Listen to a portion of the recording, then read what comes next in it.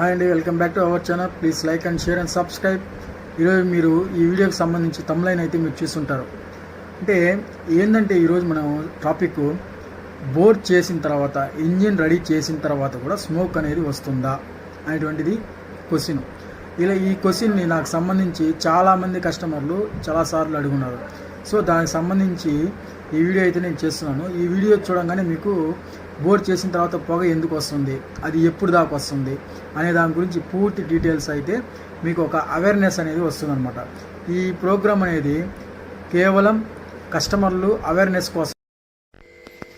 ఈ ఎక్సెల్ అయితే చూడండి, సూపర్ ఎక్సెల్ సైలెన్సర్ని 2 పార్ట్స్కి అయితే డివైడ్ చేయొచ్చు. అక్కడ కనబడుతున్నటువంటి ఆ 10mm బోల్డ్ కానీ రిమూవ్ చేస్తే సైలెన్సర్ అనేది కంప్లీట్గా 2 పార్ట్స్గా డివైడ్ అయిపోతుంది అనమాట. దాన్ని అప్పుడు మనం ఏం చేయొచ్చు అంటే నీట్గా గ్యాస్ వెల్డింగ్లో అయితే క్లీన్ చేసి తగిలించుకోవచ్చు. కానీ ఈ గేర్ బండి కానీ ఎక్సెల్ 100 కానీ ఇంకా ఏ బండి అయినా కూడా సరే సైలెన్సర్ అనేది ఒకే పార్ట్గా ఉంటుంది, ఎక్కడ కూడా కట్టింగ్ అనేది ఉండదన్నమాట.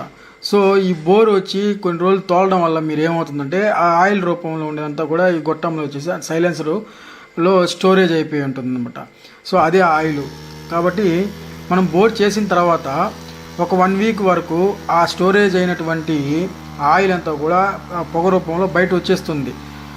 అందుకనేసి మెకానిక్ ఏం చేస్తాడంటే ఒక 1 వీక్లో వచ్చేసి ఫస్ట్ సర్వీస్ అయితే చేసుకోమని చెప్తాడు. సో ఆ 1 వీక్లో 100% అయితే స్మోక్ అయితే ఆగిపోతుంది. అట్లా కాకుండా 1 వీక్ తర్వాత కూడా మళ్ళీ స్మోక్ వస్తూ ఉంటే కంపల్సరీ అది మీరు ఒకసారి మళ్ళీ మీ మెకానిక్ని అడిగి ఒకసారి మళ్ళీ చెక్ చేయించుకోండి. అలా స్మోకు ఇది మాత్రము సైలెన్సర్లో నుంచి మాత్రమే వచ్చేటువంటి ఈ స్మోక్ అనేది ఇంజిన్లో నుంచి వచ్చేది మాత్రం కాదు, ఓన్లీ సైలెన్సర్లో మాత్రమే. Thank you for watching.